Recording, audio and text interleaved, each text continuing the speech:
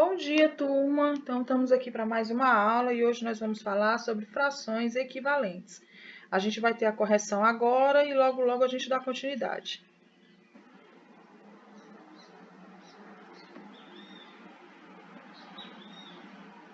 Vamos lá, turma, para mais uma correção da página 71. Essas duas situações representam a fração como quantidade. Na primeira situação, ele quer saber quanto Lília ganhou no total, sabendo que Lília gastou 1/4 do dinheiro, que ainda tem R$ 105. É simples, eu vou pegar os 105, vou dividir por 3, para mim saber quanto vale cada uma parte. Cada parte vale R$ 35. Se eu pegar esses 35 e multiplicar por 4, eu vou encontrar um total de 140, que é o valor total das partes que foram divididas em 4. Na segunda questão, uma situação bem semelhante, só que um pouquinho mais complexa. Por quê?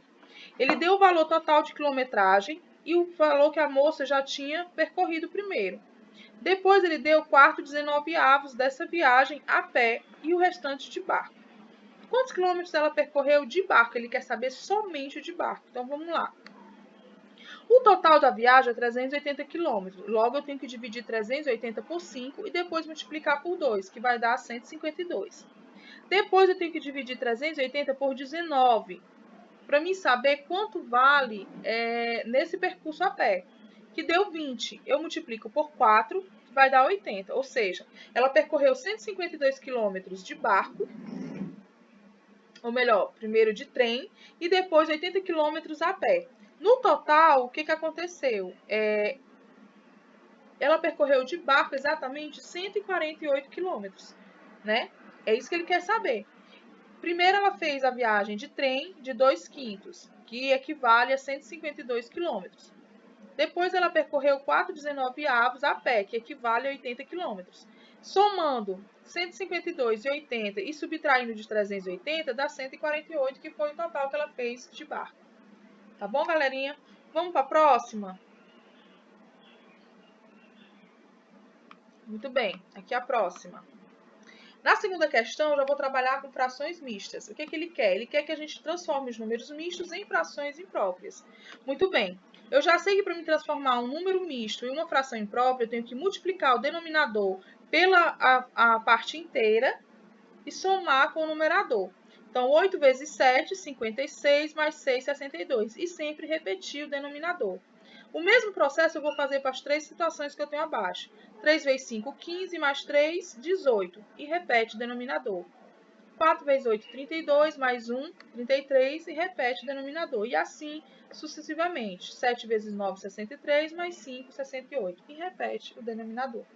No mais é isso, vamos dar continuidade à nossa aulinha. Tchau, tchau! Então é isso aí. Agora a gente vai trabalhar com frações equivalentes. Primeiro a gente vai falar um pouquinho sobre o conceito. O que são frações equivalentes? São frações que representam a mesma porção do inteiro ou a mesma parte do todo. Ou seja, eu tenho um total, tenho duas situações, do primeiro e do segundo. Nos dois, eles têm representações, vamos dizer assim, diferentes. Um dividiu uma pizza em 8 fatias e o outro dividiu a pizza em 6 fatias. Mas se você observar, as 8 fatias correspondem a uma pizza inteira. E as 6 fatias do outro também correspondem a uma pizza inteira. Então, mais ou menos o que quer dizer é isso. Pode ser representações diferentes, mas que significam a mesma quantidade. Vamos ver uma situação do problema? Vamos ver uma aplicação. Observe a seguinte situação. Luciano e Júnior têm barras de chocolate iguais. Porém, na hora de compartilhar com seus amigos, enquanto Luciano divide a sua em 12 partes iguais e consome 4, Júnior divide a sua em 9 partes iguais e consome 3. Observe. Se você observar, aqui são 12 partes exatamente iguais. Ele consumiu 4 e dividiu as outras com os amigos. Consumiu 4/12 do chocolate.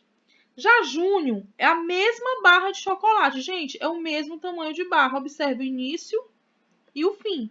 Só que o Júnior dividiu a barra dele em 9 fatias iguais.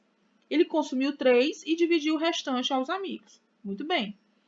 Observe aqui perceba que tanto Luciano como Júnior consumiram quantidades iguais, ou seja, as frações 4/12 e 3 nonos, representam a mesma porção do inteiro. Olha só, pessoal, não mudou nada. Às vezes a gente pode imaginar assim, Luciano comeu mais, porque Luciano pegou 4 porções. Não. Ele pode ter comido de uma maneira diferente, em 4 barras. Mas ele comeu a mesma quantidade que Júnior. Júnior só comeu 3 barras, mas representava a mesma quantidade da porção da barra inteira, que seria o todo. Vamos lá? Muito bem. Para saber se duas frações são equivalentes, basta multiplicar o numerador da primeira fração pelo denominador da segunda fração e multiplicar o denominador da primeira fração pelo numerador da segunda fração. Se os resultados, ou seja, os produtos das multiplicações forem exatamente iguais, as duas frações são equivalentes. Observem, aqui está a primeira fração, 4/12, que foi de Luciano, e aqui 3/9, que foi do Júnior. Essa barrinha aqui, pontilhada, significa que eu estou multiplicando do 4 para o 9. E essa daqui do 3 para o 12, que é justamente o que foi aconselhado. Se você observar, 12 vezes 3 dá 36. E 4 vezes 9 também dá 36. Isso quer dizer que o mesmo produto de 4 vezes 9 é o mesmo produto de 12 vezes 3, que é igual a 36. Eu espero que todos tenham entendido isso. Então, assim, duas frações, eu tenho 2 numeradores e 2 denominadores. Eu pego as duas frações, coloco uma do lado da outra, multiplico o numerador com o denominador e denominador com o numerador. Se o produto for igual, são frações equivalentes, ou seja, são diferentes, mas representam a mesma porção do total, do todo, tá bom? Vamos para a propriedade fundamental das frações. Ao multiplicar o numerador e o denominador de uma fração por um mesmo número não nulo, obtém-se uma fração equivalente à primeira. Ou seja, se eu pegar várias frações e multiplicar sempre pelo mesmo valor, por que não nulo? Porque tem que ser diferente de zero. E sempre dá valores equivalentes, quer dizer que serão, ou melhor, se sempre eu multiplicar pelo mesmo valor não nulo, vai sempre originar uma fração equivalente à primeira. Vamos observar se é verdade? Analisando as frações a seguir. Eu peguei os pares aqui, 1/3 e 2/6. Aí eu vou multiplicar elas. 1/6 dá igual a 6. 2/3 dá igual a 6.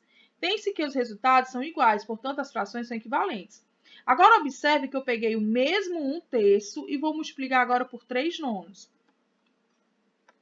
1 vezes 9 dá 9, 3 vezes 3 dá 9. Então, também são o quê? Equivalentes.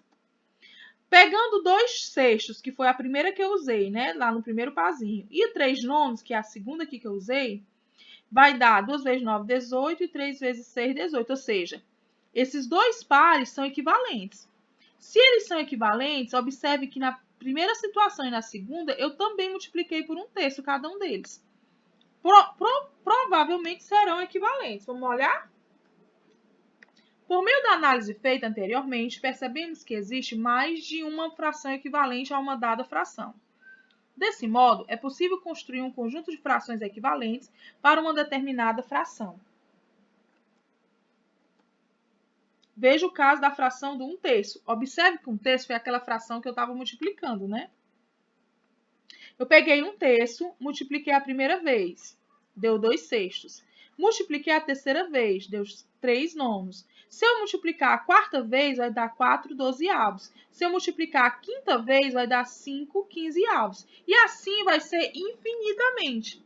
É o mesmo processo da propriedade fundamental. Eu peguei uma fração, multipliquei por um determinado valor não nulo, sempre por 1/3, E vou multiplicando por 1/3, por 1/3, por 1/3, que vai sempre dar frações equivalentes. Isso chama-se classe de equivalência da fração. Qual é a classe de equivalência da fração de 1/3? É essa daqui que está aqui dentro, o conjunto. O conjuntinho de 1/3, 2/6, 3/9 e infinito quer dizer que é a classe de equivalência da fração de 1/3, que a cada vez que eu multiplico 1/3 por 1/3, eu vou ter sempre uma fração equivalente. Mas é obrigado sempre ser 1/3 por 1/3? Não. Pode ser qualquer outro valor, tá? O importante é que parta sempre de uma fração equivalente de outra. Não pode esquecer disso, ok? Então, vamos lá. Por hoje é só, espero que todos tenham gostado e vamos dar continuidade à nossa aula. Tchau, tchau!